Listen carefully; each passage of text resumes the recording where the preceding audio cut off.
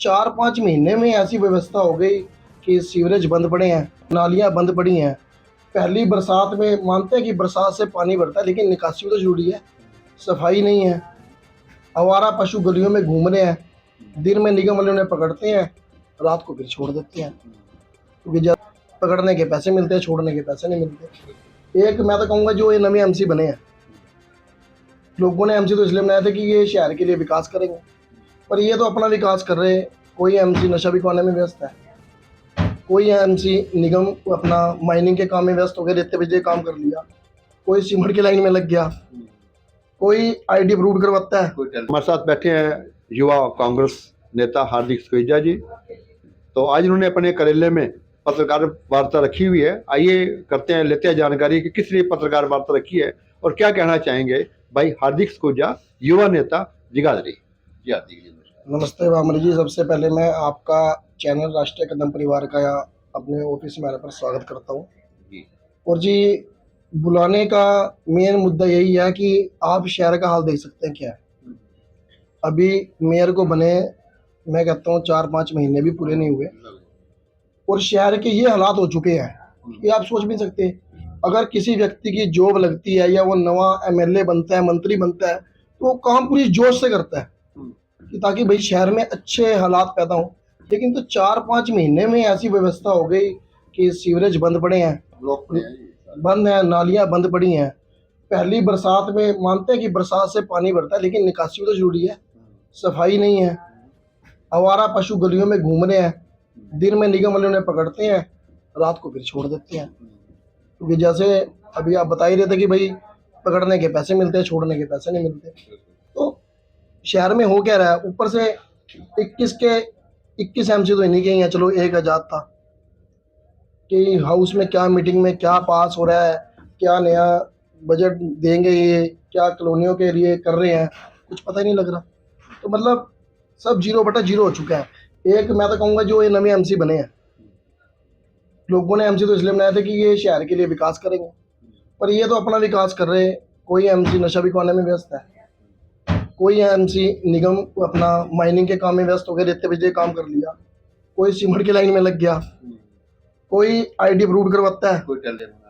टाइलें तो चलो, टाइलें तो एक बहुत बढ़िया बिजनेस है इनका, वो तो चलो बड़े नेताओं के हाथ में भी है और इनके भी है। टाइलें भी ऐसी भाई, कोई शिकायत भी क्या करेगा भाई, जब सारे बंदे इनके हैं, बिल भी पास हो जाना, पैसे भी आ जाने हैं, ठेकेदार सब मिली भगत से काम चल रहा है। तो मतलब शहर और जीरो हो चुका है जो हमारी सोच है। और आगे 4.5 साल कैसे निकलेंगे हम तो इस सोच में बैठे, जो कि मैं जहाँ रहता हूँ उस कॉलोनी का भी इतना बुरा हाल है। सड़क बनती है, 10 दिन में सड़क बैठनी स्टार्ट हो जाती है, पर कोई सुनवाई नहीं है। और सुनवाई होएगी भी क्यों, जब हाउसिंग पूरा इनका हो गया, जब विपक्ष जीरो कर दिया, तो फिर ये तो फिर तानाशाही होगी। नहीं, लेकिन आपके विधायक अकरम खान तो हमेशा विधानसभा में शहर के मुद्दों को उठाते रहते हैं। क्या पानी की निकासी को लेकर मुद्दा विधानसभा में उठाया अकरम खान जी ने, वो तो यहाँ शहर की समस्याएं उठाते हैं, पर क्या करें, सत्ता नहीं है, सरकार नहीं है। देखिए जी, चौधरी अकरम खान जी हमारे माननीय विधायक, उन्होंने हमेशा ही मुद्दा उठाया और सेशन में हम देखते भी हैं। लेकिन ये जो पानी का मुद्दा है, नाली का, सीवर का, सड़क का, पानी का, तो निगम का है। ये तो एक स्टेप बाय स्टेप बना हुआ है कि भाई ये काम मेयर देखेगा, ये एमएलए देखेगा, ये एमपी देखेगा। इसी प्रकार सारे विभाग बांटे जाते हैं। शिक्षा का देख लो आप, या गृह मंत्रालय देख लो, उस प्रकार ये तो स्टेप है। ये काम जो निगम का है वो तो निगम को करना चाहिए। मंत्री चौधरी अकरम खान जी इस बात को उठा रहे हैं, बहुत अच्छी बात है, लेकिन ये काम तो हमारी मेयर का है जो मेन है। और जो गलियों की समस्याएं हैं वो एमसी के हाथ में होनी चाहिए। हार्दिक जी, मैं आपकी बात से सहमत हूँ, लेकिन हर यहाँ का जो जागरूक मतदाता है वो डाउट है उनको कि जो ये निगम के चुनाव हैं इसमें कहीं ना कहीं सेटिंग है। जो बिल्कुल जीरो थे वो हीरो बन गए, जो हीरो थे जीरो बन गए। ये इसको लेकर भी आज भी जनता का दौर दूर नहीं हुआ। बिल्कुल जी, देखो अब आप हमारे एमसी का इलेक्शन देख लो, 15 दिन बाद तो रिजल्ट आ रहा था भाई। एक टाइम पे कहते हैं कि हम वन नेशन वन इलेक्शन कराएंगे, कि भाई एक ही टाइम में सारे, तुम एक टाइम में सारे इलेक्शन कैसे कर दोगे जब तुम एक रिजल्ट ही 15 दिन बाद दे रहे हो पूरे हिंदुस्तान का, तुम एक इलेक्शन कैसे कराओगे। तो ये तो सब मिली भगत से काम चल रहे हैं। 15 दिन मशीनें वहाँ क्या करती रही, आराम करती रही, या उनकी क्या जरूरत थी सिक्योरिटी करने में। पुराना टाइम होता था जब पर्ची वाला काम होता था, सुबह इलेक्शन शाम को रिजल्ट आ जाता था, शाम को खत्म होता था, सुबह रिजल्ट आ जाता था। ये 15 दिन बाद ईवीएम से। ये तो जनता सब समझती है, लेकिन बस क्या करे जी, अब किसी के सामने तो किसी ने कुछ देखा नहीं। दादी वोट चोरी है क्या आपकी? देखिए वोट तो जी पूरे हिंदुस्तान की चोरी हो रही है। नहीं, आपके वार्ड की भी हुई, निगम के चुनाव में वोट चोरी हुई है। कुछ ही जो जीतता है उसे तो लोग कहते हैं भी ये जीतने का ही नहीं। हाँ वही अब क्या कह सकते हैं, अब हमने तो कुछ देखा नहीं। बाकी जो जिस प्रकार लोग बताते हैं वही वही कैसे हो गया, तो हम भी असमंजस में हैं इस बात से। तो चलो हमारी बात अलग थी, मेरा तो पहला इलेक्शन था।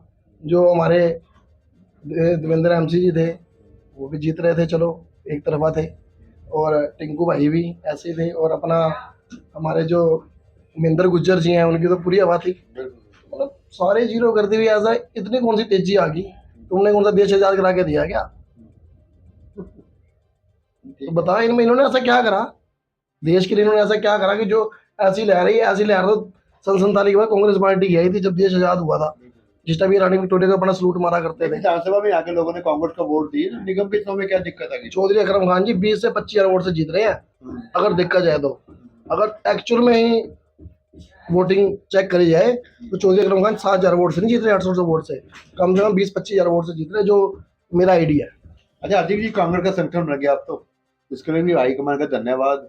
बिल्कुल जी, 11 साल बाद पार्टी ने संगठन बनाया, हम तो पार्टी हाईकमान का धन्यवाद करते हैं। और अगर यही काम 11 अगर इलेक्शन से पहले हो जाता है एमएलए के, तो आज समय कुछ और देखने को मिलता। बाकी कोई बात नहीं, लेट आए तंदुरुस्त आए।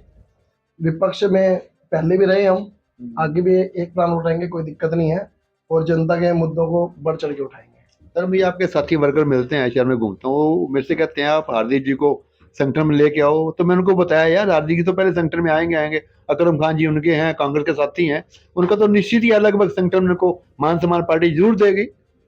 देखिए जी, हमने कभी ऐसी सोचा नहीं, हमने तो हमेशा पार्टी के लिए कार्य करा है।